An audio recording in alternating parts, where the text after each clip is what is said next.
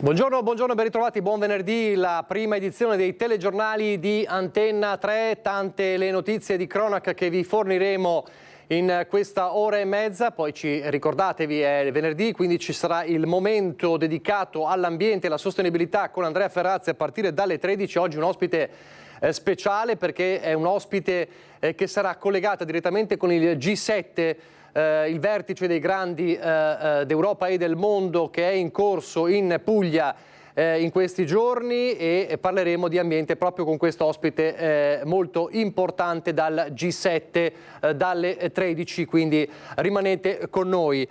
Cronaca, politica, economia, prima come sempre la cronaca ci porta a Ponte della Priula, frazione di Susegana, dove poco meno di un'ora fa si è sfiorata una tragedia con un camion che ha perso dei carichi grossi tubi di cemento in strada sfiorando le auto. C'è per noi Christian Arboit. Buongiorno Christian.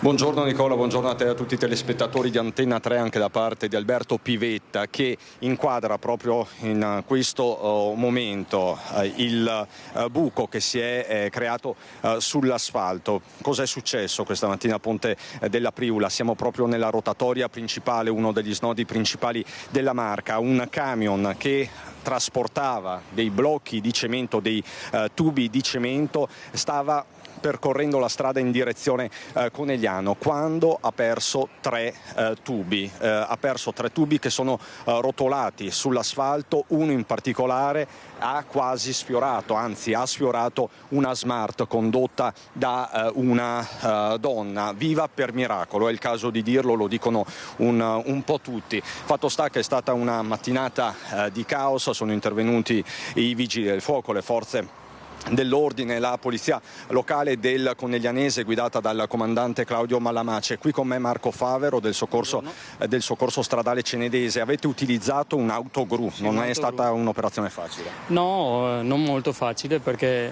sono caduti questi tre tubi e li abbiamo riposizionati con l'autogru al posto dove erano, sul camion.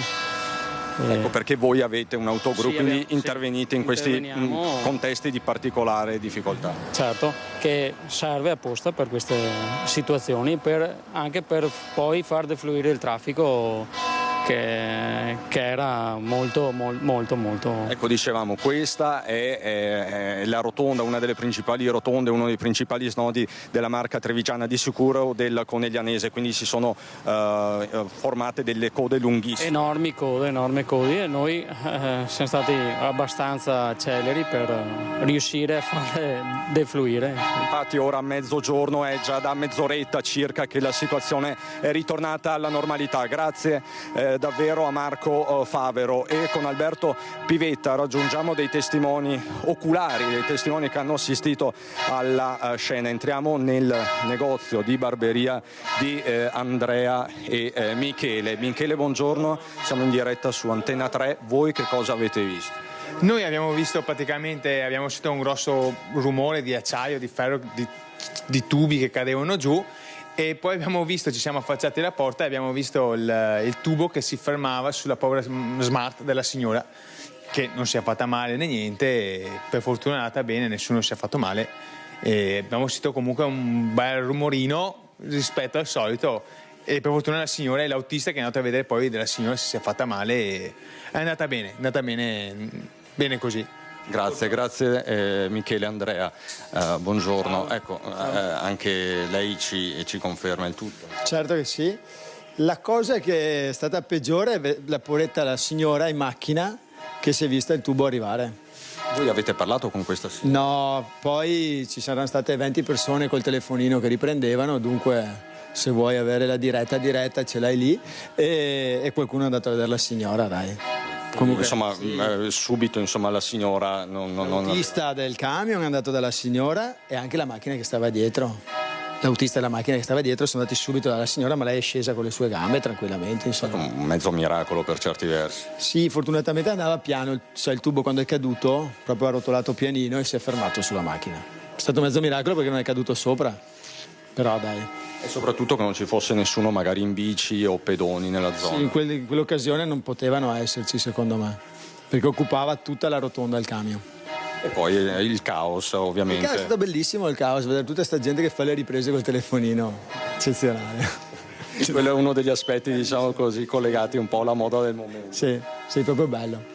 Grazie mille Andrea, grazie Michele, e ovviamente noi riusciamo dal negozio di barberia.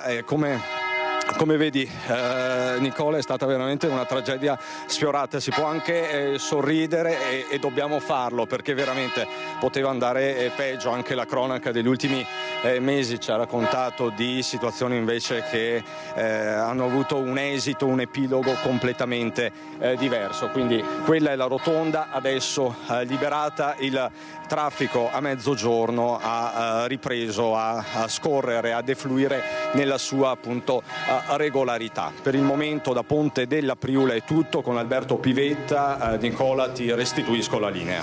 Grazie davvero a Cristian Arbois. So che dopo ti sposti verso Conegliano per parlare di furti, una piaga insomma che abbiamo raccontato già ieri nei nostri telegiornali. In attesa del prossimo collegamento, restiamo sulla cronaca. È stato sorpreso dalla polizia mentre acquistava eroina da uno spacciatore nigeriano che è stato arrestato. A sorprendere però gli agenti della polizia è la professione del consumatore di droga. Sentite. I poliziotti della squadra mobile sorprendono un autista di autobus mentre acquista droga, segnalato alla prefettura e arrestato lo spacciatore. È avvenuto in via Tommaseo a Padova, dove gli agenti hanno fermato un 25enne nigeriano, irregolare e già noto alle forze dell'ordine, che era stato avvicinato da un uomo che aveva ricevuto da lui un involucro. Era una dose di eroina, ma a lasciare sbalorditi gli agenti è stata la professione dell'uomo, autista del servizio di autobus urbano ed extraurbano, che ha ammesso di essere un cliente abituale del nigeriano, tanto da ottenere la droga, promettendo di pagare nei giorni successivi. E poi era già stato sospeso per 3 mesi dal lavoro di autista. Benché stavolta non sia stato sorpreso con la droga mentre era in servizio, nei suoi confronti la polizia procederà con la consueta segnalazione alla prefettura, ma anche con una comunicazione perché venga valutata l'idoneità al servizio, essendo evidente la pericolosità, parlando di guida di mezzi destinati al trasporto pubblico. Intanto il nigeriano arrestato è già stato condannato dal giudice a 9 mesi di reclusione e 1.000 euro di multa, ed è stata avviata pure la procedura di espulsione. Torniamo dalla Marca. La tragedia di Casale sul Sile è stata disposta l'autopsia sul corpo del 18enne trovato morto in casa.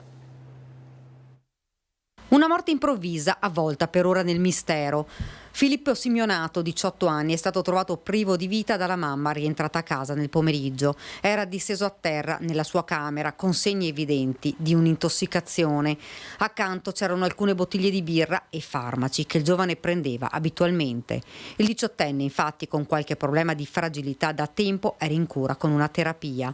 La chiamata dei familiari al 118, ma all'arrivo gli operatori del SUEM non hanno potuto fare altro che constatarne il decesso. La salma è stata poi trasportata all'obitorio dell'ospedale Cafoncello di Treviso. La procura ha aperto un fascicolo senza indagati per morte come conseguenza di altro reato.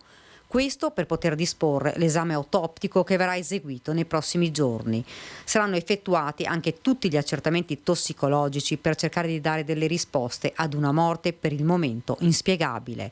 Gli inquirenti sospettano che il decesso possa essere dovuto ad un'intossicazione di farmaci, alcol ed altre sostanze, un mix fatale. Attualmente pare invece esclusa l'ipotesi di un gesto estremo. Le indagini dei carabinieri che stanno ricostruendo le ultime ore del ragazzo appena maggiorenne. È stato sequestrato anche il cellulare per verificare con chi avesse avuto contatti, ma soprattutto capire chi avesse incontrato poco prima di tornare a casa. La morte di Filippo ha lasciato la comunità di Conscio sotto shock. Ci stringiamo attorno alla famiglia del giovane, a tutti loro esprimo la nostra vicinanza, dichiara il sindaco di Casale sul Sile Stefania Golisciani. La perdita improvvisa di un ragazzo così giovane rappresenta un dolore immenso per tutti noi. L'intera comunità è sconvolta, siamo senza parole. L'amministrazione comunale è vicina alla famiglia e si mette a disposizione per dar loro un sostegno nell'affrontare questo difficile momento. 2 femminicidi a partire da quello di Maser. La procura ha chiesto rinvio a giudizio, il processo dunque per Sergio De Zeni, il 74enne che, lo ricorderete, uccise la moglie gravemente malata.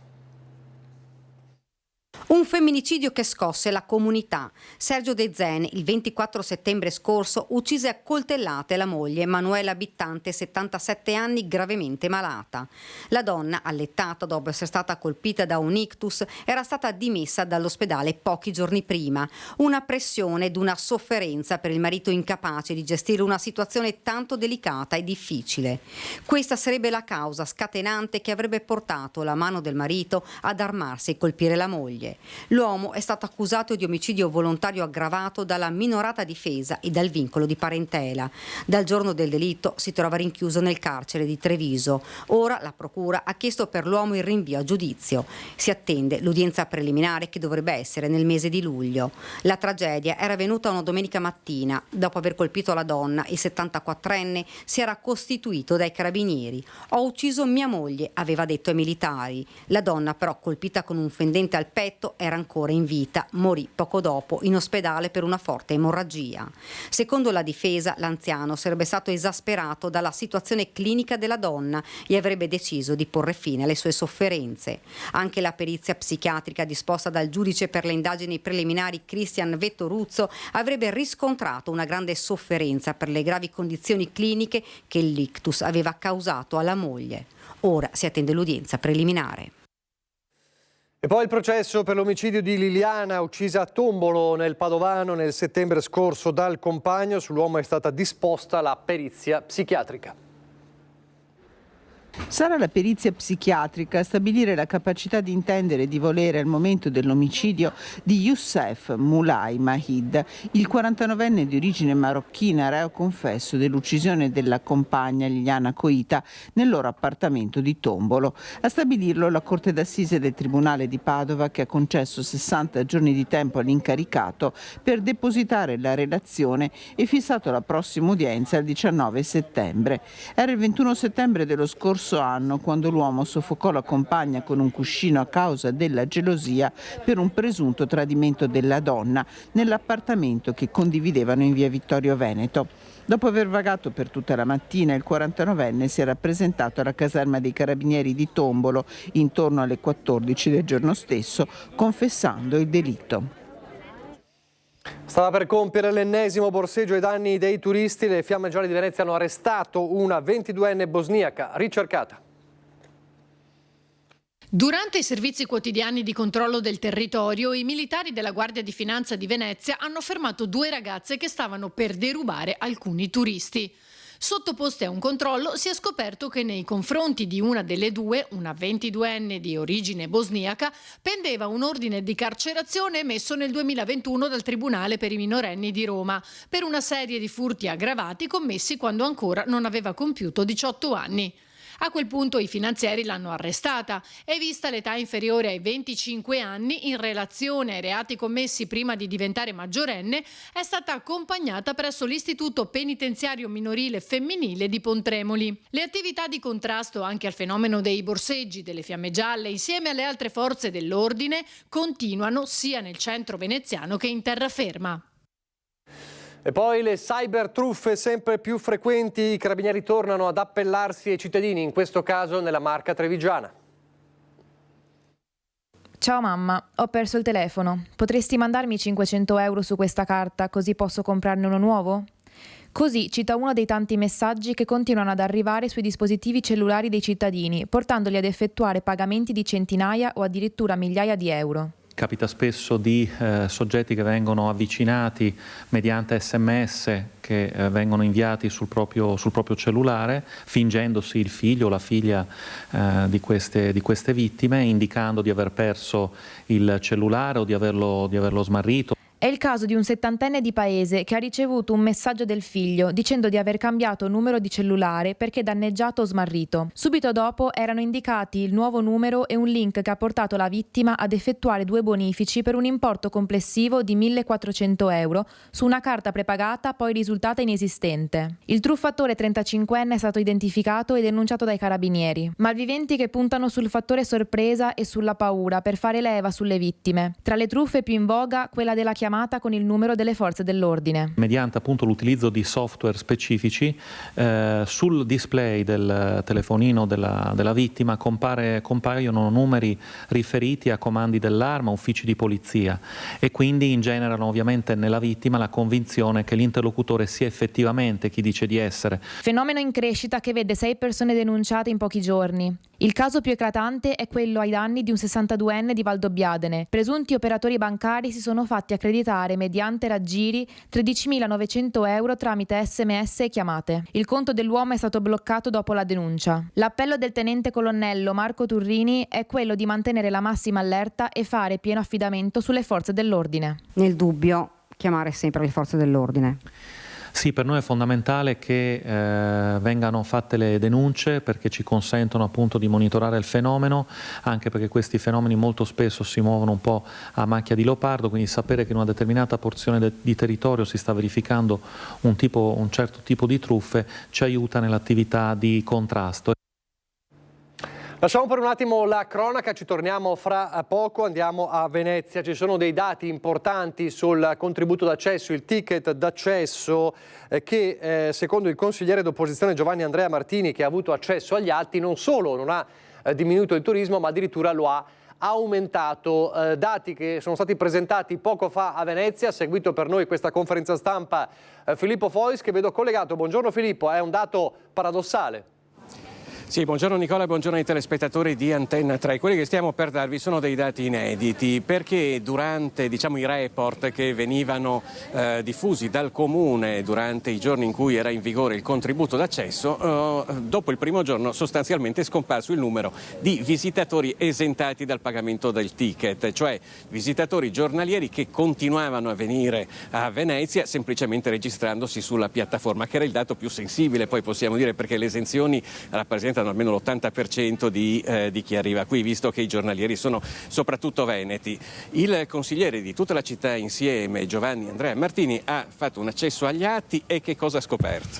Abbiamo scoperto dei dati pesanti, insomma, abbiamo scoperto appunto che oltre ad essere un fallimento, perché ci siamo resi conto di che cosa vuol dire il ticket, cioè nulla agli effetti di una gestione dei flussi, abbiamo scoperto dei dati pesanti per quel che riguarda proprio i numeri, e ve li dico, cioè negli 11 primi giorni la media degli esentati non dormienti è 59.500 presenze. A questi aggiungiamo poi i paganti. A questi aggiungiamo i paganti, che sono 17.700, a questi aggiungiamo gli esentati dormienti, che sono 54.700, il totale è 131.900, è una media dei primi 11 giorni. Se a questi assommiamo i poveri residenti, che sono o dovrebbero essere 49.000, si arriva a un dato di presenze giornaliere medio 180.900 presenze. Vuol dire insomma una città che appunto ha si ritorna insomma alle presenze del 1950, quando la città aveva forse dinamiche diverse, e oggi una città con questi numeri non regge per i trasporti, per la sanità e per tutti i servizi che dovrebbe dare ai propri cittadini. Quindi oltre ai 50.000 che dormono in città ci sono 60.000 più o meno che arrivano qua a farsi un giro senza pagare il ticket, più altri 17.000 di media che invece lo pagano, per cui insomma le somme si fanno presto. Le ha fatte l'architetto Franco Migliorini. Chiaramente parliamo di 120.000 persone che poi vanno tutte ad accalcarsi negli stessi punti, sono Rialto, San Marco. Sì. Comunque li si calcoli anche col dato dei 30 milioni anno, e quindi una media di 80.000, ma oscillazione tra 60 e 100.000. Se noi pensiamo che questi non si distribuiscono su tutti i 100 ettari di spazio pubblico stradale veneziano, ma si accentrano in quanto turisti nelle zone più pregiate, San Marco e dintorni, quindi sul 50% circa. Bene, quando si arriva ai picchi dei 100.000 c'è circa un turista ogni 3 metri quadrati e mezzo.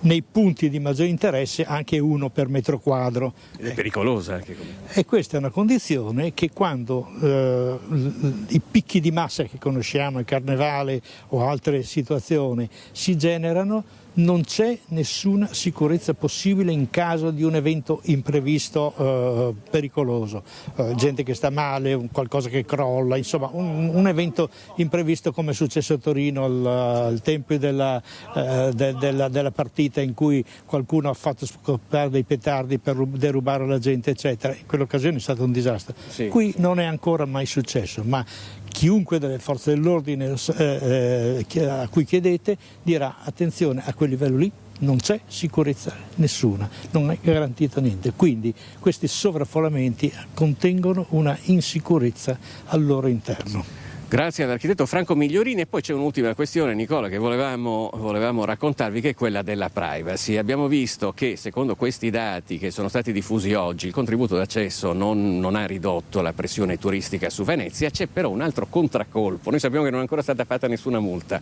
per quello che riguarda il diritto alla privacy. Per esempio, se io posso esentare qualcuno dal pagamento del ticket se un mio amico lo invito a Venezia, però cosa devo fare? Sì, allora io se voglio invitare qualcuno a Venezia devo inserirmi nel sistema e cliccare su devo invitare conoscenti. A quel punto devo inserire tutti i miei dati, il mio SPID, la mia carta d'identità, la carta nazionale dei servizi e ribadire che devo invitare conoscenti. Il sistema va avanti, mi chiede giorno, ora e numero di persone che devo invitare e confermare ovviamente l'accettazione della privacy che mi viene richiesta dal comune. A quel punto avrò la generazione di un codice amico che trasmetterò ai miei conoscenti. I miei conoscenti a loro volta dovranno inserire tutti i loro dati, specificando chi, quando e perché verranno in città e confermando il periodo di permanenza e solo a questo punto, con tutto un successivo inserimento di dati nel sistema, otterranno alla fine, con indicazione della propria mail o del numero di cellulare, il QR code da mostrare nell'eventuale controllo. Allora, al termine di tutta questa burocrazia, avvocato Enrico Tondolo, io le chiedo questo: noi a un certo punto dobbiamo cliccare tipo accetto tutte le condizioni della privacy, ma che cosa accettiamo?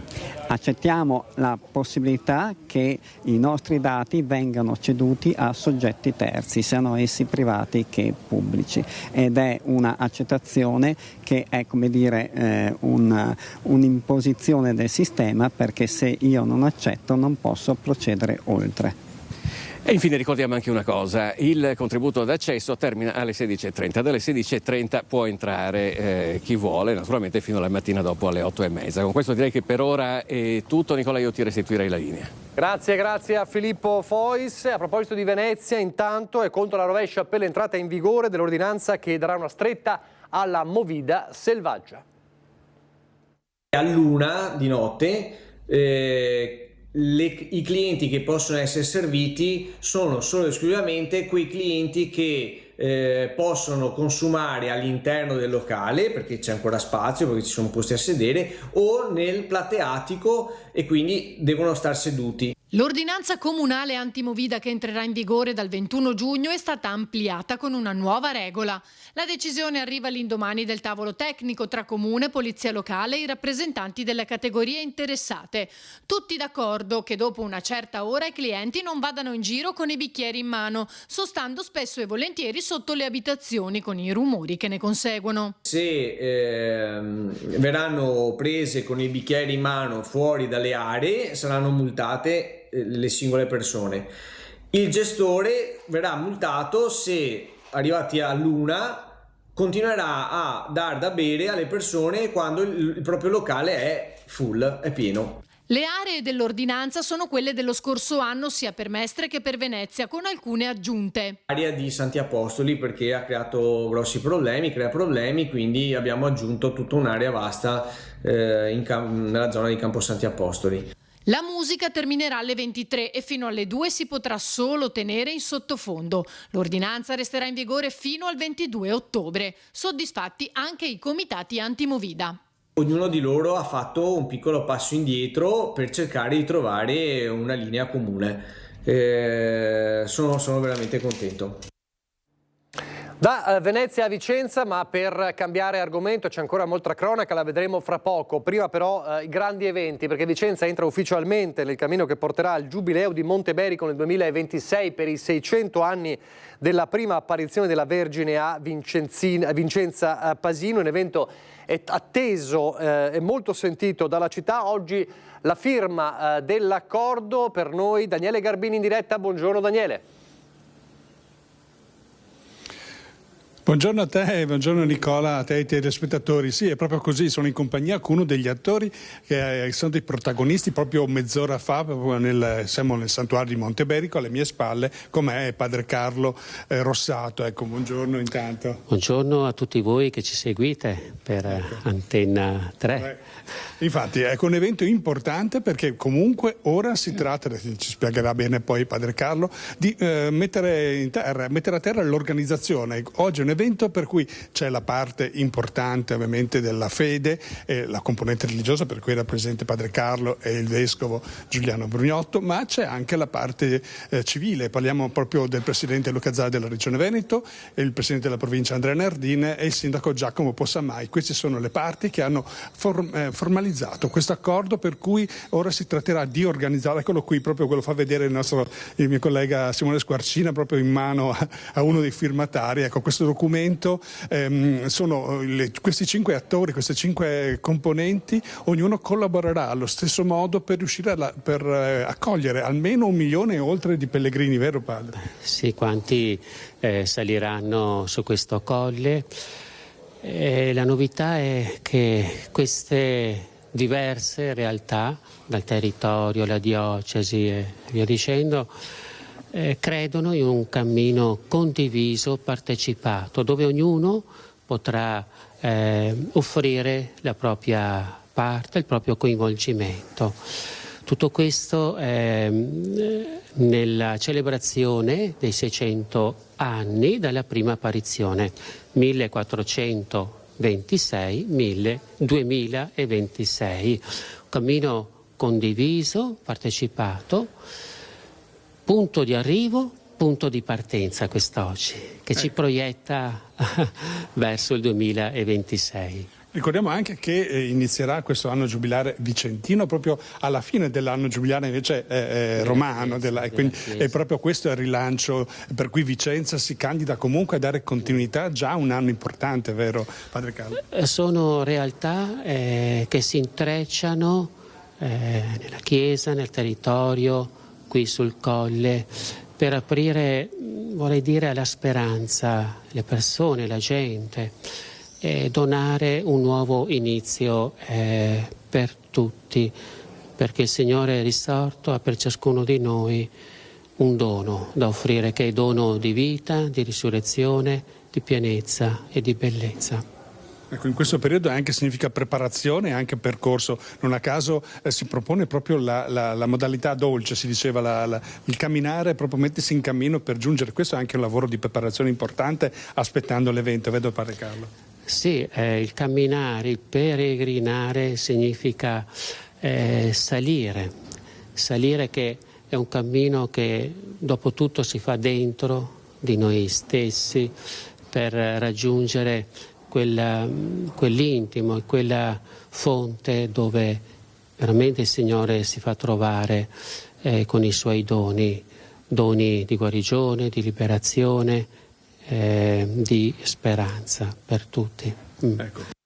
Era necessario anche l'interfaccia civile, diciamo, con le autorità che si occupano proprio al di là dell'accoglienza, ma anche del predisporre questi percorsi che valorizzeranno anche la parte culturale. Allora, intanto mi auguro buon lavoro padre Carlo. Sì, è come dicevo prima, un punto di arrivo, ma anche un punto di partenza dove credo che ciascuna realtà, ciascuno di noi può aprirsi alla sorpresa, lasciandoci sorprendere da quello che Santa Maria, qui venerata come Madre di Misericordia, Madre della Gioia, Madre di Bellezza, vorrà offrire per ciascuno.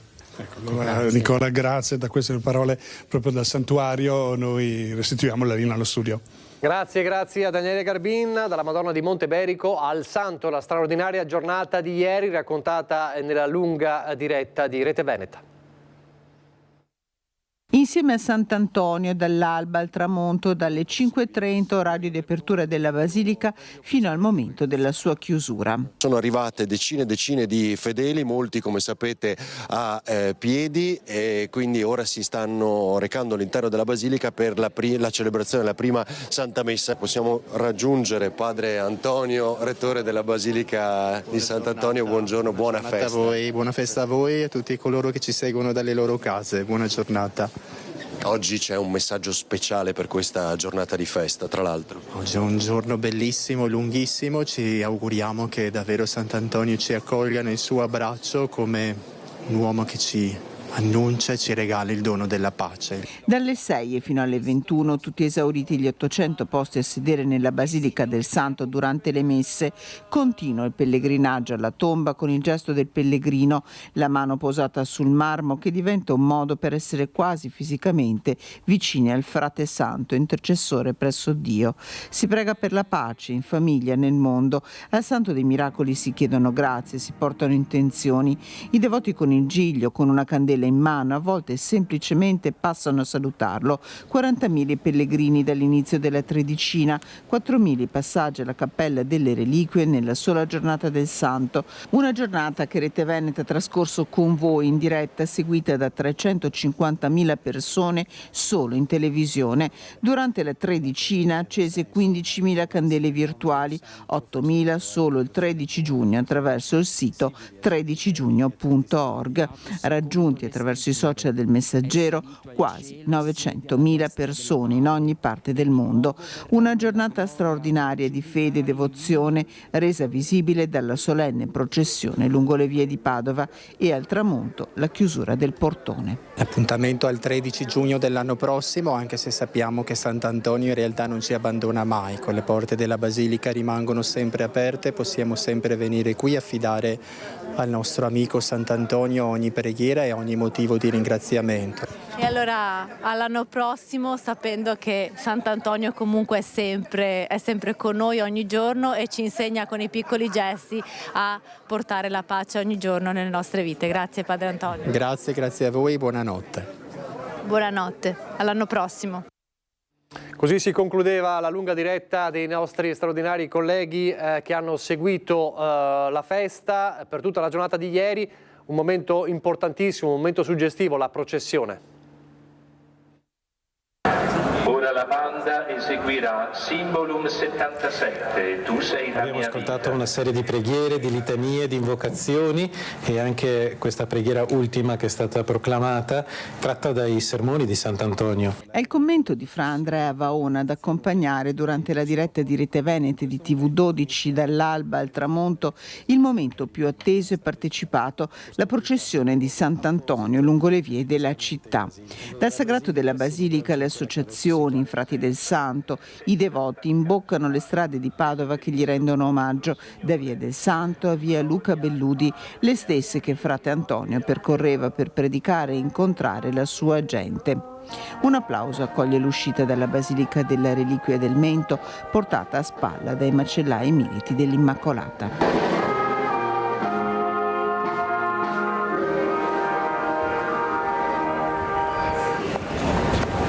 Accompagnata dal ministro provinciale, padre Roberto Brandinelli, ecco la reliquia del dito di Sant'Antonio. In cammino accanto a lui padre Antonio Ramina, il rettore, il vescovo di Padova Claudio Cipolla, il delegato pontificio Diego Giovanni Ravelli, l'ultimo a uscire sul sagrato, la statua di Sant'Antonio. Duali di fedeli accolgono il passaggio della processione, padovani in festa per il loro santo, pellegrini giunti da vicino, da molto lontano, alla finestra, i drappi rossi sui balconi, un incedere lento scandito da canti e preghiere. Sant'Antonio, noi ti preghiamo. Venerdì 13 giugno 1231. Al termine l'indirizzo di saluto alla città, della comunità dei frati e del sindaco, con il padre rettore che prima della solenne benedizione ricorda il messaggio di pace affidato a Sant'Antonio nello straordinario abbraccio che ogni anno stupisce per la grande intensità. Evviva il miracolo della pace, evviva il miracolo di questo giorno e ovviamente evviva Sant'Antonio.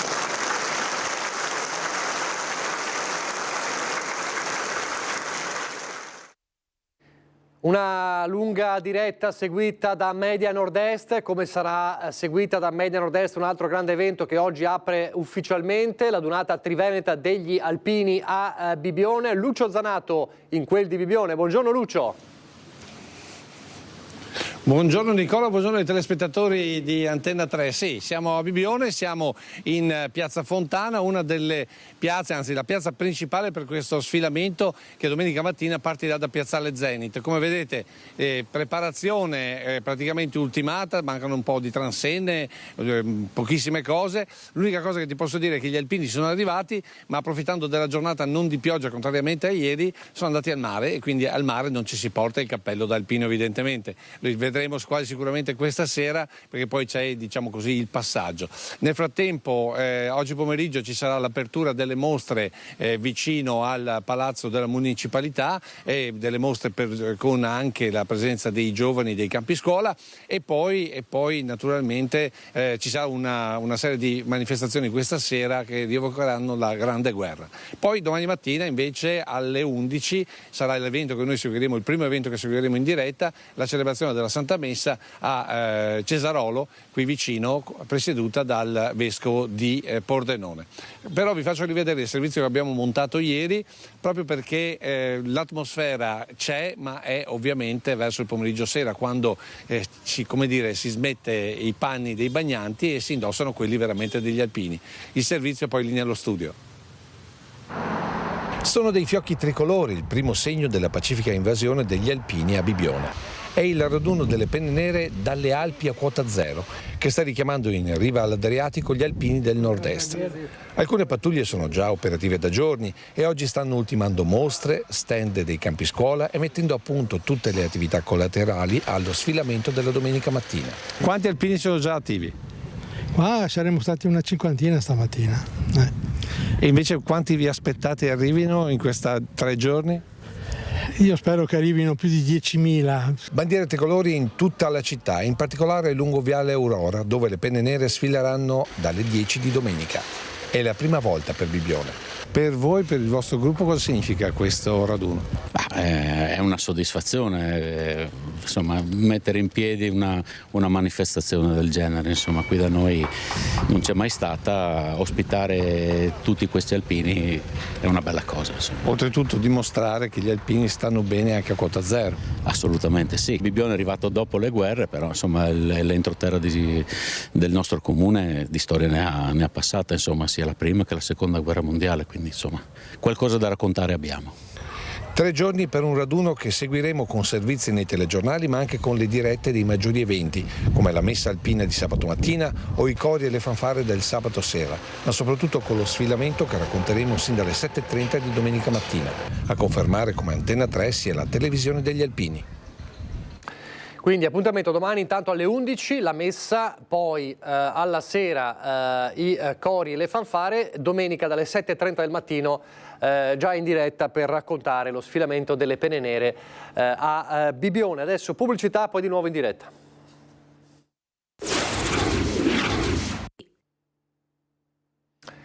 Rieccoci in diretta, è la prima edizione dei nostri telegiornali. Apriamo la pagina politica per tornare a parlare di quanto accaduto durante la seduta sul DDL Autonomia, quella sorta di rissa che ha riacceso gli animi sul tema autonomia.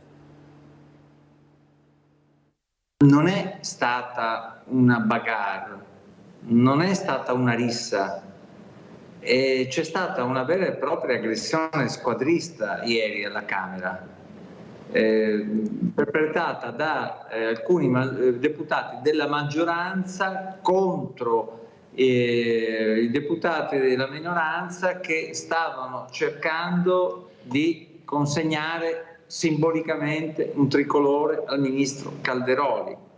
Si può discutere su questo gesto, ma non si può discutere di quanto sia invece da condannare totalmente un'aggressione di questo genere. Queste immagini sono immagini che sicuramente non aiutano la politica, non aumentano la sua credibilità. Dico anche che oggi l'estensionismo sarà anche ancora un po' cresciuto a causa di queste immagini, ma è chiaro che le responsabilità sono di una parte politica, cioè quella che in aula poco prima poi ha inneggiato la decima massa. Il confronto è necessario e mai e poi mai deve diventare aggressione o scontro.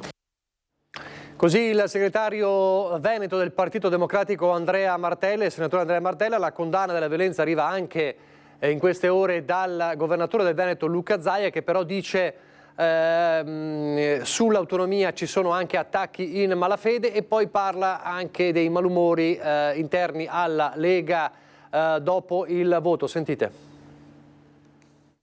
La violenza va sempre condannata senza se e senza ma, ci mancherebbe, non è ingiustificabile la violenza. Dall'altro però io trovo anche inconcepibile cose che si leggono rispetto a chi che ha ruoli istituzionali, parla di secessione dei ricchi, parla di autonomia che minerà l'unità nazionale, cioè tutte cretinate che nulla hanno a che vedere con questo progetto. Il paese più autonomista d'Europa è la Germania, che noi percepiamo come una grande nazione, e dall'altro me lo lasci dire, tutti quelli che criticano l'autonomia non li ho mai sentiti parlare dei problemi di questo paese, l'Italia a due velocità, le disuguaglianze e molto altro, che sono non figlie dell'autonomia ma figlie di un centralismo che ha fallito. Si vocifera, Presidente, di un certo malumore da parte del federale di ieri Matteo Salvini anche sulle dichiarazioni sue di quel 9%, insomma, che se fosse intervenuto lei a correre avrebbe preso di più, insomma, si parla di qualche tipo di reazione anche da parte del partito nei confronti suoi? Ma guardi, io non ne ho notizia, dopodiché quelle dichiarazioni non mi giustifico ovviamente, ma io l'ho fatta a seguito di una domanda e mi è stato detto, visti i risultati che ci sono stati, si è messa in discussione, diciamo, il consenso della regione. Ho detto, se mi candido domani mattina di certo non lo prendo quel 9%, non era assolutamente una critica riferita al risultato della Lega, visto considerato che ho visto momenti migliori nel mio partito e ne ho visti anche di molto peggiori, come in tutti i partiti, e accadrà così per tutti. Sembrano esserci per l'appunto anche voti di sanzioni anche a leghisti veneti proprio per dichiarazioni che sono state fatte nelle ultime ore. Ma guardi, leggo i giornali, ma però a me al momento non risulta, dopodiché se si concretizzeranno commenteremo tutto questo, ma al momento non mi risulta nulla di questo e quindi leggo anch'io i giornali. Se le fonti sono buone ci saranno le sanzioni, se le fonti sono pessime a volte capita non ci saranno le sanzioni. La Lega, insomma, spaccata al suo interno, che deve far fronte con la volontà di Fratelli d'Italia di accaparrarsi il posto di governatore in regione. Senza un ulteriore mandato del Presidente si apre comunque uno scenario di una nuova presidenza e oggi il partito che ha il maggior consenso in Veneto è Fratelli d'Italia. Non reclamiamo ma proponiamo questa soluzione, dice l'assessore Elena Donazzan, 19 anni in regione, e ne fa una questione di consensi. Ad un anno dalle elezioni regionali il Veneto è ufficialmente la regione più meloniana del paese e così come è accaduto alle ultime politiche del 2022 anche in questa tornata elettorale le percentuali dei fratelli sono alte. Fratelli d'Italia è il partito che oggi ha il maggiore consenso in Veneto e per Fratelli d'Italia la regione del Veneto è la prima regione in Italia. Inoltre Fratelli d'Italia non ha nessun presidente di regione nel nord Italia. Una serie di frecce scoccate dall'arco che non chiama alla resa dei conti ma chiede lucidità nelle intenzioni degli alleati. Donazzan è limpida, dalla sua alle oltre 60.000 preferenze, oltre a quelle perse per colpa del voto disgiunto.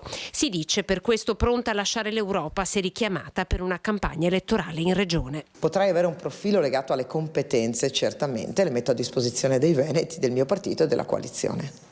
Nessun passo indietro dunque, nonostante la Lega all'indomani del voto abbia cercato di ricompattarsi al suo interno, con il consigliere capogruppo Alberto Villanova in linea, e non succedeva da tempo, con il suo segretario Alberto Stefani, che a mezzo stampa ha ipotizzato per il Carroccio anche la corsa in solitaria. La Lega insomma non rinuncerà a proporre il proprio candidato. La nostra è una regione che è stata la culla del leghismo, è una regione che è amministrata da diversi anni dal nostro governatore Luca Zaia, e se non potrà essere lui a governarci perché da Roma non vorranno ancora ascoltare la richiesta che parte dal territorio di concedere un ulteriore mandato, ecco allora che noi come Lega avremo, secondo me, il dovere di mantenere la guida di questa regione, perché per noi è una regione da un valore simbolico e politico inestimabile. Quindi ha fatto bene il nostro segretario Alberto Stefani ad aprire a tutte le possibilità.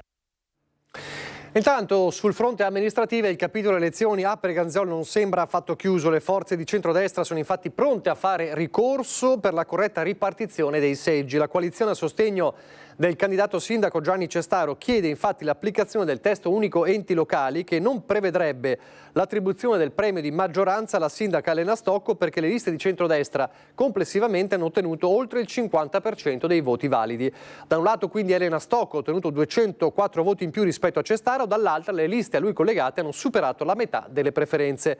Se passasse la linea dei ricorrenti, il Consiglio Comunale di Preganziol si ritroverebbe quindi con 9 consiglieri comunali del centrodestra e 8 del centro-sinistra, quindi con un sindaco di fatto senza maggioranza. Del centrodestra parlano di rischio anatra zoppa, un governo cittadino claudicante. Il ricorso dovrebbe essere presentato a breve, ma c'è anche come chi a Maserada contesta il voto, è la candidata sindaca sconfitta Floriana Casellato, che ha chiesto il riconteggio dei voti dopo aver perso di appena 79 voti.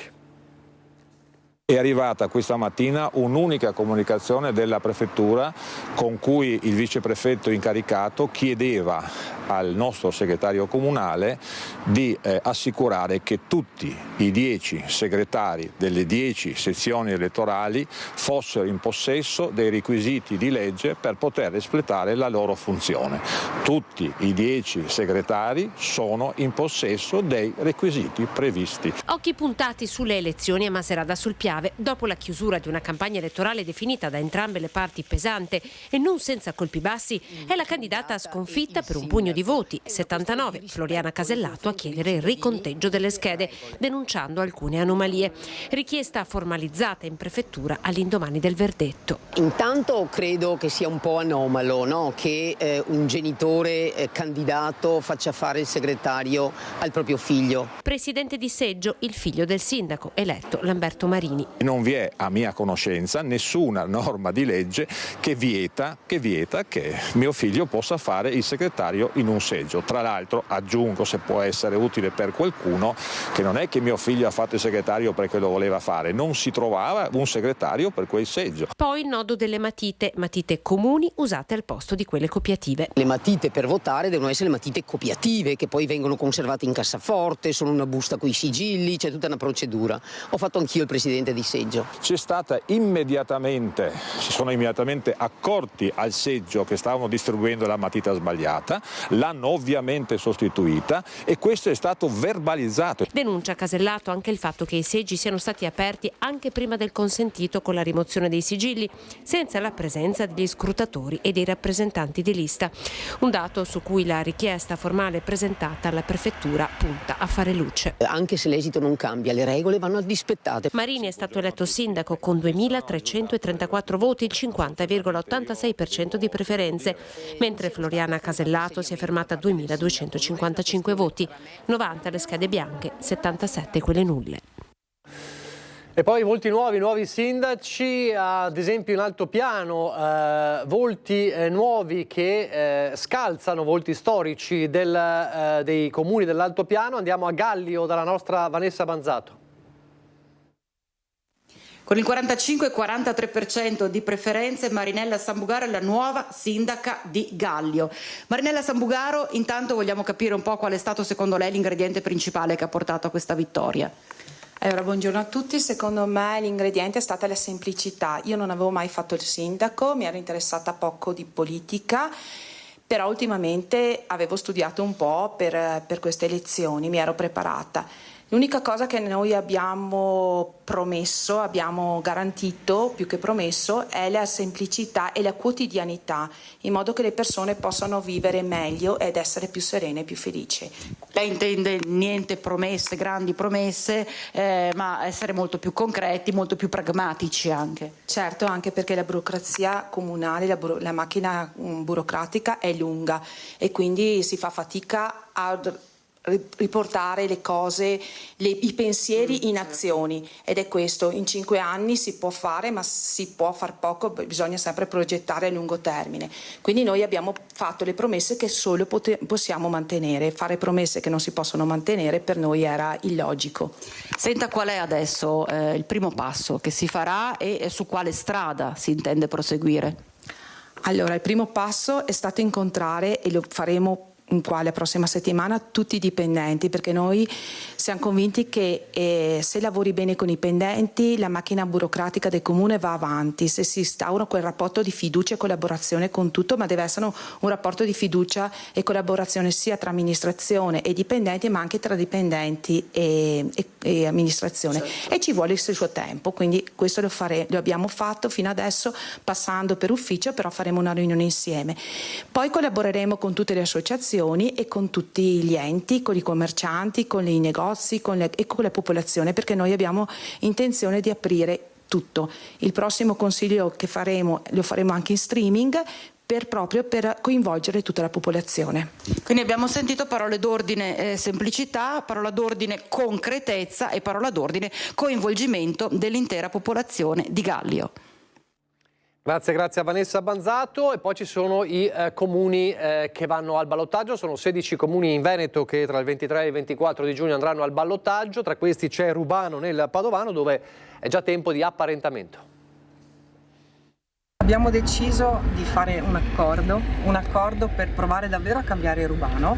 Alla luce del risultato elettorale, la nostra lista ha avuto un buon successo, un buon riscontro, e ci ha fatto capire quanto i cittadini sentano l'esigenza di cambiare e di cambiare, del cambiamento hanno apprezzato il civismo della nostra proposta. Con Luigi Sposato abbiamo trovato una sintonia sia sui temi sia su questo centrare la propria attività sulle persone, sulle idee e sull'apertura. Un'apertura prima di tutto tra di noi per poter discutere alla pari su tanti argomenti per il bene dei cittadini, e anche in prospettiva di vera partecipazione e coinvolgimento da parte dei cittadini in quello che sarà la costruzione di una nuova era per Rubano. Ma io non posso che ringraziare la Francesca innanzitutto per il coraggio che ha dimostrato in campagna elettorale e con questa decisione di apparentamento con il sottoscritto. Alla Francesca non ho chiesto solamente di fare un percorso insieme nella campagna elettorale, ma soprattutto di amministrare insieme per dare ai cittadini di Rubano quello che stanno chiedendo, cioè il cambiamento. Gli ho chiesto di fare il vice sindaco e spero che accetti la mia proposta. Sono sicuro che faremo un grande risultato. I fatti dimostrano dalle urne che l'amministrazione uscente e la nuova proposta dell'amministrazione uscente soprattutto è stata bocciata dagli elettori. La maggioranza degli elettori vuole il cambiamento e io e Francesca rappresentiamo questo cambiamento. Tra i temi che i sindaci devono affrontare c'è quello dell'emergenza casa, un problema particolarmente forte a Treviso. Coppie di anziani sfrattati dal loro alloggio di via Cordera a Santabona senza preavviso, secondo gli attivisti di Django e dell'associazione Caminantes, che per l'ennesima volta si sono trovati faccia a faccia con le forze dell'ordine per uno sfratto esecutivo. La coppia è stata accompagnata all'ufficio servizi sociali, anch'esso presidiato dalla polizia. Oltre ad esserci centinaia di sfratti di famiglie che vivono in diverse condizioni, la maggior parte delle quali in situazioni di marginalità, per non parlare di coloro che un reddito magari anche buono ce l'hanno, non riescono a trovare casa, per cui si aggiungono al numero di persone in difficoltà. La situazione è gravissima anche perché non ci sono delle risposte. Il dito puntato è contro il comune. Un'azione è anche dare delle case in emergenza abitativa, un'azione è anche il fatto che vengano ristrutturate 120 case che sono comunali a Treviso e che sono assolutamente vuote. Un'azione è anche che la Lega, visto che governa un po' dappertutto, faccia qualcosa rispetto alle oltre 260 case dell'Atere che sono vuote e smetta di svenderle. 300 famiglie sotto sfratto a Treviso, Rincara Righetto, e altre rischiano la stessa sorte. I fatti della mattinata hanno spinto il sindaco Mario Conte a intervenire nuovamente sul tema. La situazione sul fronte dell'abitare sta diventando esplosiva e il comune non può gestire anche l'emergenza degli sfratti per morosità effettuati senza preavviso da locazioni private. Sbotta. I comuni vengono lasciati soli e senza risorse ad affrontare un tema che riguarda la fragilità e la povertà. Serve, questo l'appello di Conte, una nuova politica nazionale per la casa. È ora di sedersi attorno a un tavolo e parlarne tutti assieme. Rischiamo che ci esploda in mano una bomba sociale. Ma per Stefano Pelloni, capogruppo del Partito Democratico, Conte sa solo scaricare le responsabilità su altri, dice, ma il comune non può chiamarsi fuori da un problema così grave.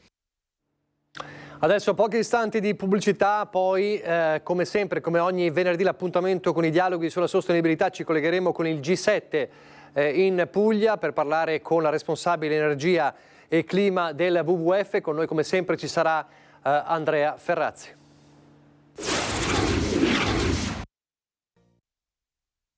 Qua sono caduti circa una pressione d'acqua di 720 mm ora e unitamente al vento circa 70 km orari e la grandine se vuole può tranquillamente testimoniarla sui tralci, vedere ormai non è rimasto quasi nulla. Una cosa così non l'ho mai vista da quando che ho il monitoraggio dei dati aziendali. Giovanni Busanello mostra i numeri di una nottata da Tregenda, così come certificati dalla centralina meteo professionale installata a presidio dei suoi campi, diversi ettari sul confine tra Salgareda e Noventa di Piave. Questo è quello che è capitato in 10 minuti furibondi e il risultato lo testimoniano le immagini. In via Concordia poche le colture risparmiate, così i vigneti dell'azienda dell'ex campione di nuoto Leonardo Tumiotto, dove si è recato anche il sindaco di Salgareda Andrea Favaretto, che ha incontrato mamma e sorella. Erano proprio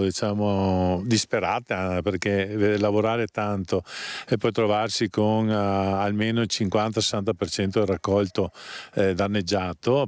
Vedete, questi qui si porteranno oltre i danni locali, cioè odierni, di questa raccolta di uva di quest'anno, quello che ci sarà, ma tutti i danni successivi nelle annate successive, insomma. Il mix di grandine e vento ha spogliato e distrutto i vigneti, ma non solo. Con il passare delle ore la conta dei danni si aggiorna al rialzo. Anche il mais, ma anche il frumento che si trova qua vicino, anche aziendale mio, praticamente distrutto. Di sopra, tranciato a livello come passava il vento, tutto lo vedi. Allora, rieccoci in diretta, sono immagini che stiamo vedendo praticamente quasi ogni settimana. Buongiorno Andrea Ferrazzi. Buongiorno a lei, buongiorno a tutti. Non so, dobbiamo ricordarlo, insomma, che c'è un cambiamento climatico con dei danni devastanti. Ce lo ricorda quello che avviene, no? Purtroppo ogni settimana assistiamo a devastazioni di questo tipo qui.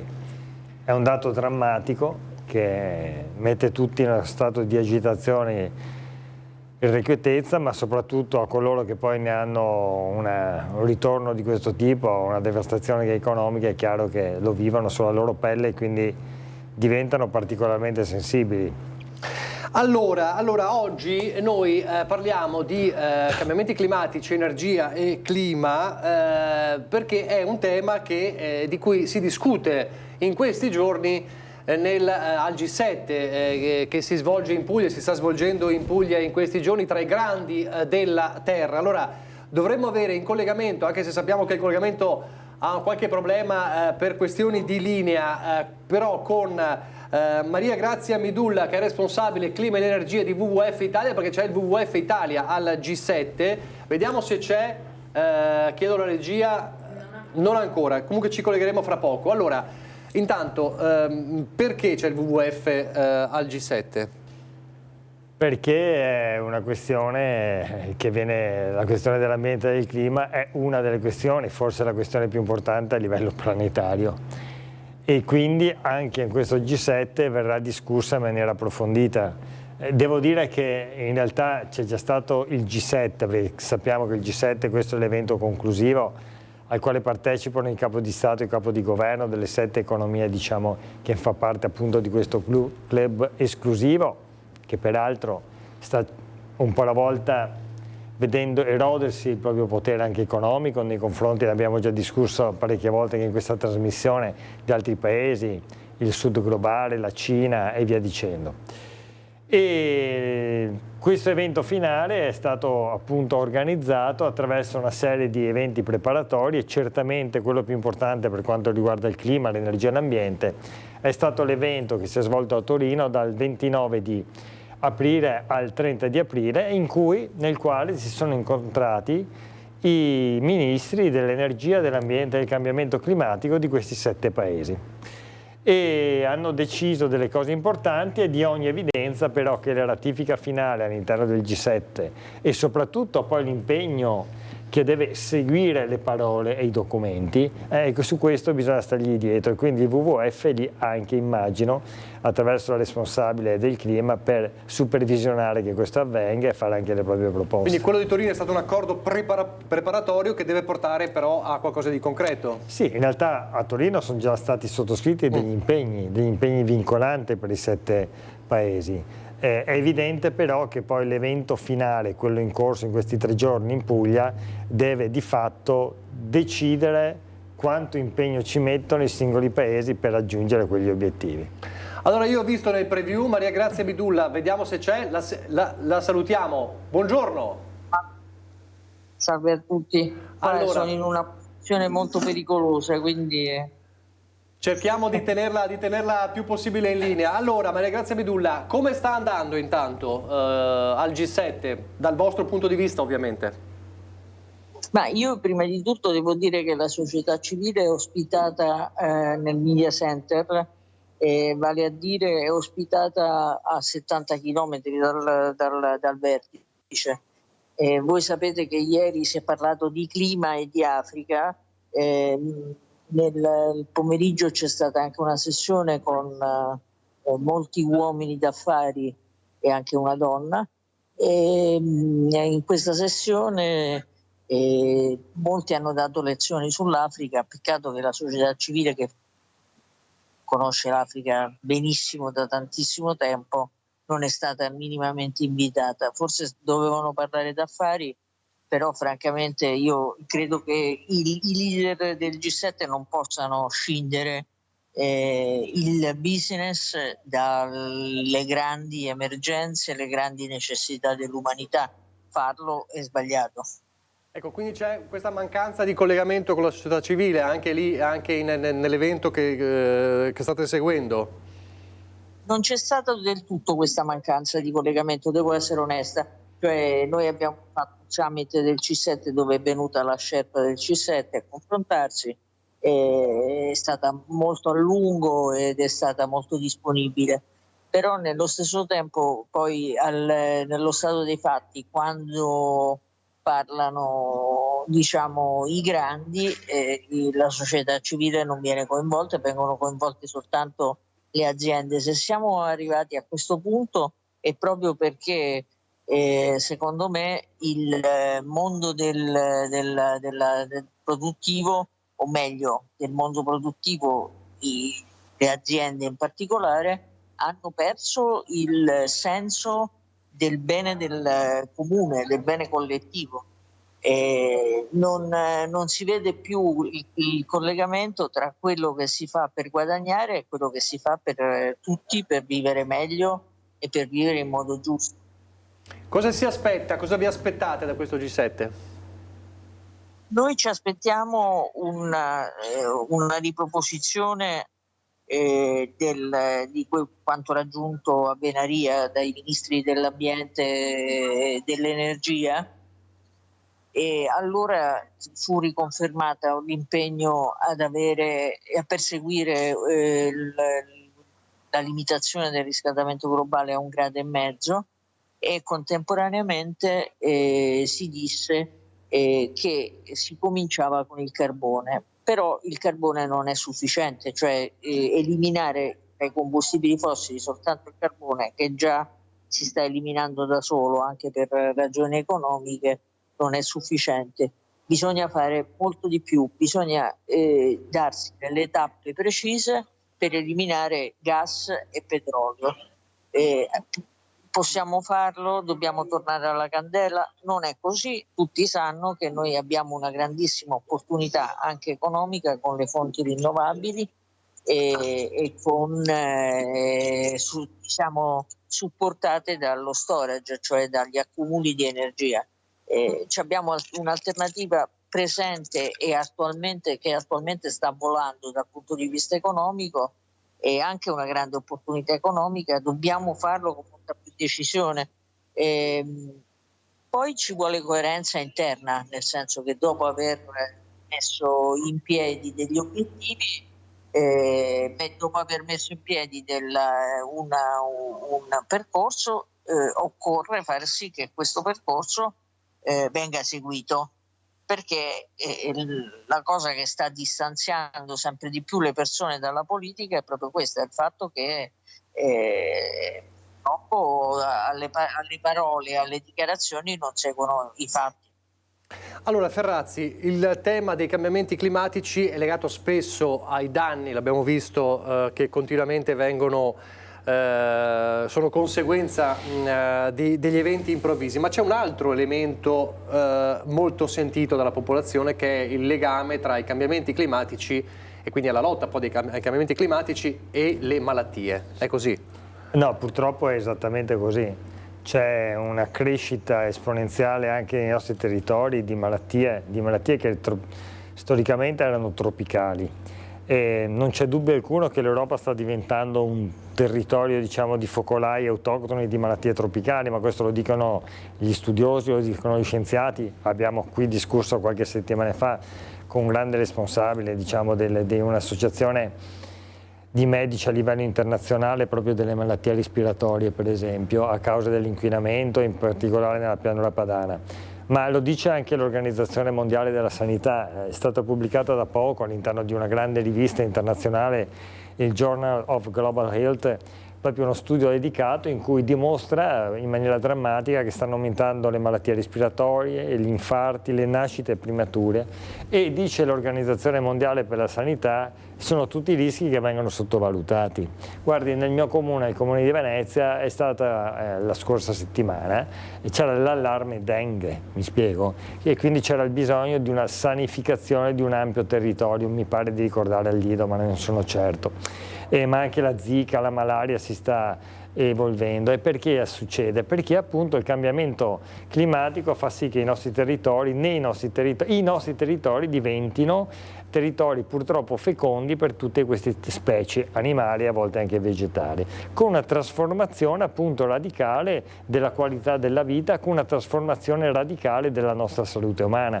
Quindi il combinato disposto di inquinamento da una parte e i gas climalteranti dall'altro, che modificano appunto le condizioni della vita degli ecosistemi, che porta a queste condizioni. Ma d'altro canto, se lei ricorda bene, durante la pandemia Papa Francesco lanciò quel grande e accorato appello in cui disse: stiamo attenti perché non può esserci un uomo sano in un ambiente malato, che è una cosa del tutto logico, non ha nemmeno bisogno di studi approfonditi dell'Organizzazione Mondiale della Sanità, di altri, è di ogni evidenza che è così. È di ogni evidenza. Quindi quando la Midulla dice ci hanno cacciato a 70 km di distanza, ma qui c'è da capire che le decisioni che vengono assunte lì sono decisioni strategiche ma che riguardano tutti, e quindi la società civile deve essere parte integrante di questa trasformazione. Ma mi lasci dire che non bisogna nemmeno generalizzare, perché lì ieri c'erano presenti credo 2 o 3 grandi aziende, fondamentalmente basta. Ma non è il mondo produttivo italiano. Il mondo produttivo italiano, per esempio in Veneto, è fatto per il 90% di piccolissime imprese, che peraltro sono anche davvero molto attente, molte di questi, e si stanno trasformando, perché capiscono che il tema della transizione ecologica e digitale sono temi con i quali devi fare i conti se vuoi anche fare business, oltre che per fare sostenibilità. Allora c'è da dire che è evidente però che di fronte ad aziende che puntano solamente al guadagno e non al benessere di tutti bisogna fare fronte comune. Lei ricorderà che io in Senato sono stato colui che ha presentato e fatto approvare proprio l'emendamento che poi è diventato appunto legge, un decreto legge, che poneva dinanzi ad alcune aziende una questione semplice: avete guadagnato in 12 mesi a causa della speculazione del gas 40 miliardi in più di utili rispetto all'anno precedente, dividiamo il 30% tra le famiglie che non riescono a riscaldarsi perché muoiono di freddo ma non hanno i soldi per pagare le bollette, e le centinaia, migliaia, decine di migliaia di imprese che hanno delle bollette che li costringono a chiudere appunto le porte delle attività produttive stesse. Bene, lei sa quale battaglia è corsa, lei sa che queste aziende, peraltro alcune anche partecipate e controllate dallo Stato,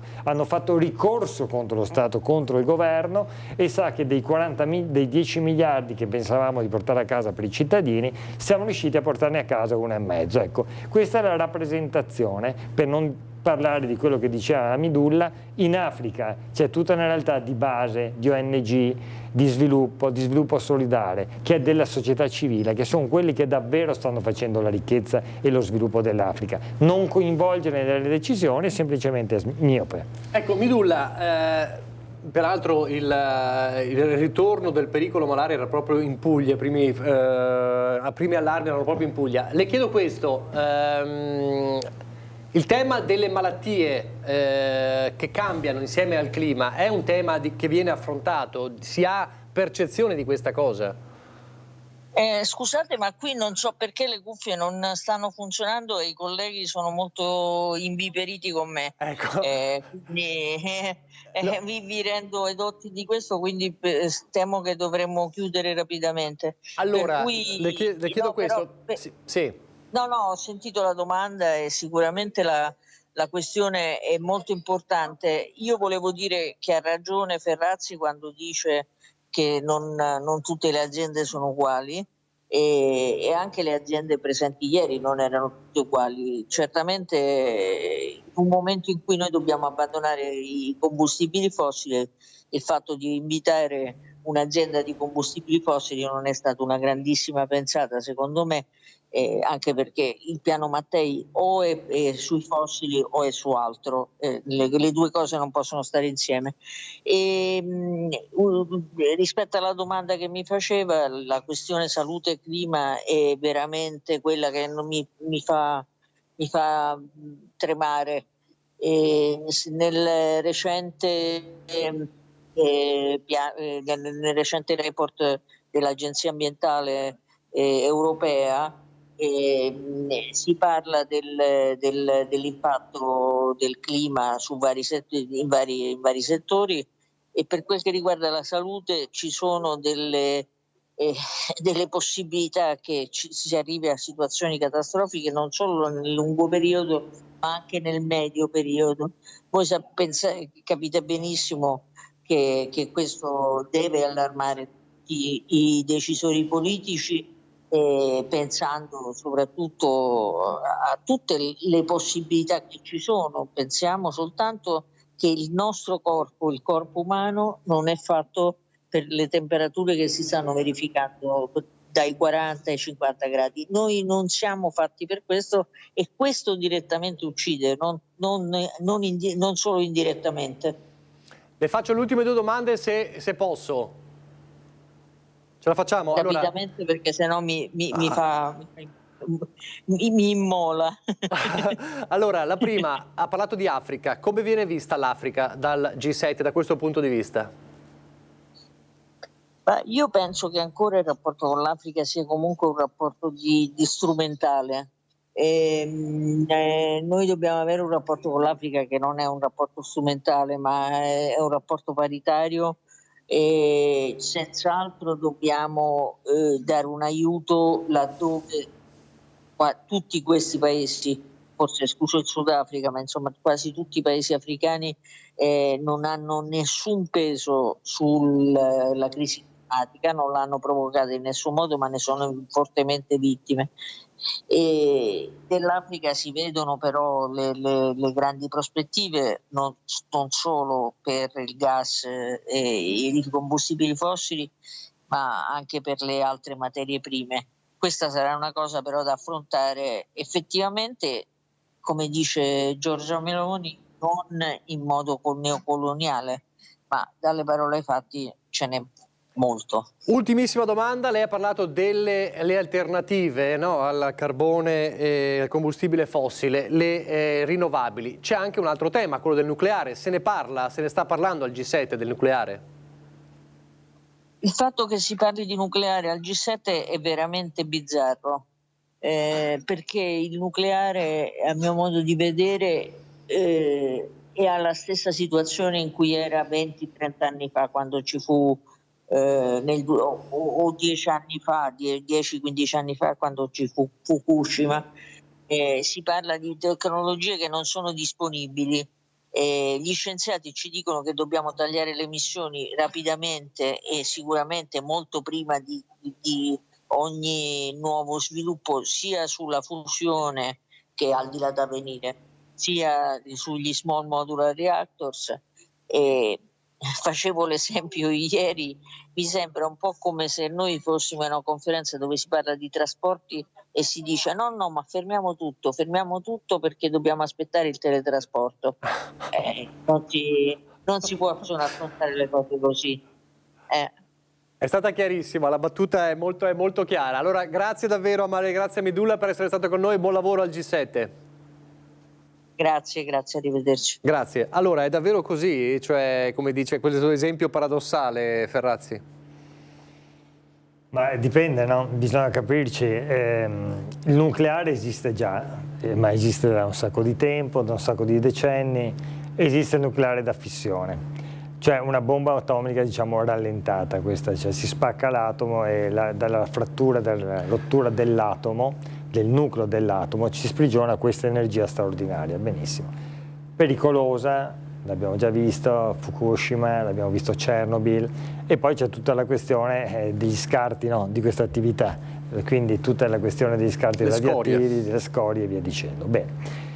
Ha ragione la Medulla quando dice che sono 30-40 anni che si sta aspettando la fusione nucleare. Quella fusione nucleare, che dobbiamo capirci subito, nel momento in cui noi dovessimo riuscire davvero a produrla, sarebbe una rivoluzione copernicana. Quindi è giustissimo investire risorse, competenze, quattrini nella ricerca sulla fusione.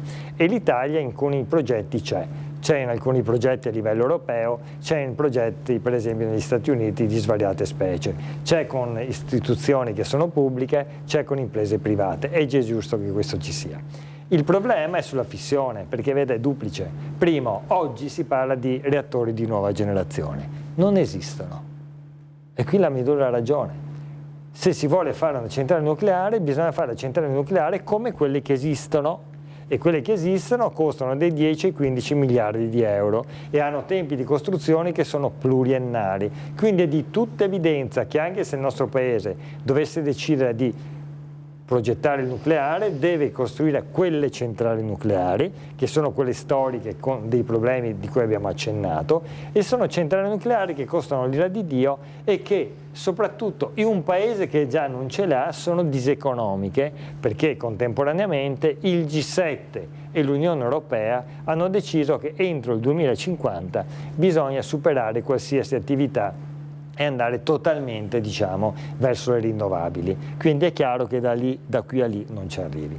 Seconda questione, il nostro paese ha deciso, piaccia o non piaccia, di non utilizzare il nucleare con 2 referendum. Tanto è vero che il ministro Pichetto Fratin, tra l'altro nostro ospite anche all'interno di questa trasmissione, anche lui cerca di barcamenarsi, perché ha fatto anche delle dichiarazioni pubbliche dicendo sia il nucleare ma non metteremo un euro pubblico. E allora qua bisogna capirci perché devono metterlo i privati, che costano decine di miliardi di euro. Voglio ricordare che in Francia, per esempio, la società pubblica che produceva nucleare stava fallendo, cioè la società privata stava fallendo, è stata acquisita dal pubblico che ci mette soldi propri. Allora, vede, È giusto investire nella ricerca ed è giustissimo che questo avvenga, perché la tecnologia e la ricerca sono fattori strategici di successo, di trasformazione, ma bisogna essere onesti con i cittadini. Sulla questione dell'Africa noi dobbiamo fare una cosa molto semplice: chiudere per tempo i rubinetti con l'Algeria e con la Libia per il gas, che tra l'altro sono paesi non sicurissimi, no? No, certo. O no? No. Cioè, mi pare che la Libia è uno stato di fatto fallito, esploso in tribù che si massacrano l'un contro l'altro, con un governo che cerca di barcamenarsi. Abbiamo chiuso i rubinetti con la Russia perché abbiamo detto che non era un paese democratico, che aveva attaccato l'Ucraina e che non rispondeva ai nostri standard. Li riattiviamo con paesi che insomma altrettanto antidemocratici. Almeno altrettanto, certo. Benissimo. È chiaro che il gas deve essere l'elemento di transizione, come dice REPowerEU, tutte le politiche europee, quindi finché serve va utilizzato. Ma contemporaneamente dobbiamo guardare il futuro, e il futuro è chiudere i rubinetti con l'Africa di gas, che tra l'altro ci costa l'ira di Dio, per non parlare del gas naturale liquefatto portato con le navi, che costa tantissimo, bene, e aprire invece gli elettrodotti, fare un grande piano con l'Africa di produzione di energia fotovoltaica e fare dell'Italia il grande hub di raccolta di quell'energia e distribuzione a livello europeo. Sarebbe un business eccezionale. Guardi che questa non è fantascienza. L'Arabia Saudita lo sta già facendo con l'Africa. L'Australia lo sta già facendo con i paesi del sud-est asiatico, sono già avanti e noi è lì che dobbiamo guardare. Da questo punto di vista, ha ragione Hamidullah, ci sono oggettivamente delle imprese che hanno guadagni ancora eccezionali dal gas e dal petrolio e moltissimo anche dal carbone e cercano di rallentare. È legittimo, è da valutare se è moralmente etico, è legittimo dal punto di vista del business, ma è chiaro che la decisione politica deve guardare al bene della nazione, non solo di alcuni.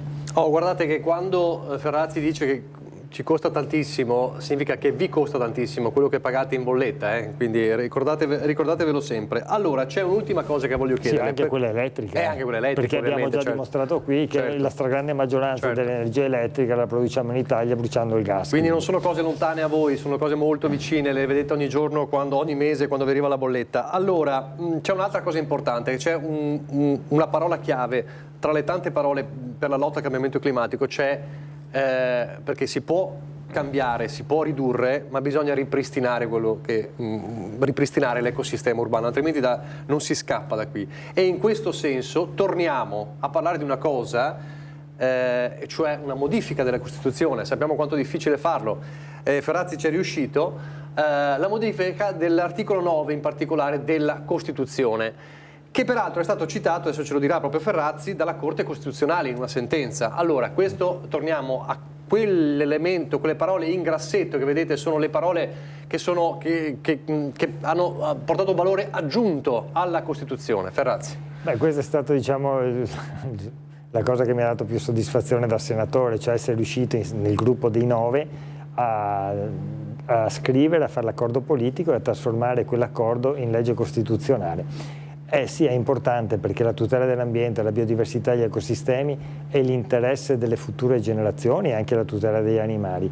Ieri c'è stata questa sentenza di cui lei ha appena parlato. Per far capire che la Costituzione è la legge primaria, quindi se ci sono delle sentenze si rifanno della Corte Costituzionale, si rifanno alla Costituzione. Cosa è successo? Tutte le leggi, tutte le leggi, certo. Dalle leggi dello Stato, quelle regionali, a quello che fanno le pubbliche amministrazioni locali come i comuni e la regione, o quello che fanno anche le aziende private, i cittadini devono conformarsi alla modifica della Costituzione. Che sentenza c'è stata? Ieri c'è stata una sentenza importante perché il governo lo scorso anno ha fatto il decreto Priolo per, diciamo, riaprire degli impianti che invece la magistratura locale aveva definito essere assolutamente dannosi per la sicurezza dei lavoratori, per la salute delle persone e per l'ambiente. E c'è stato un contenzioso che è arrivato alla Suprema Corte, la Corte Costituzionale per la prima volta si è espressa, quindi in maniera definitiva, e citando proprio questo articolo, l'articolo 9 e il 41 della Costituzione. La Corte Costituzionale ha citato questo articolo e quello con la modifica dicendo che certo lo potete aprire con decreto,